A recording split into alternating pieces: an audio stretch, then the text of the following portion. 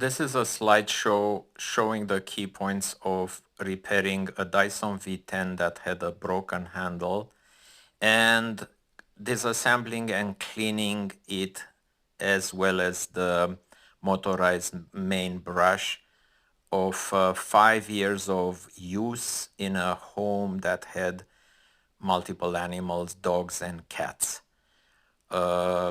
The repair was successful and everything looks like new right now.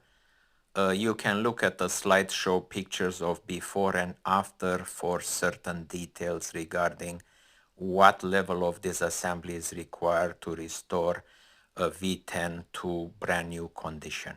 Thank you.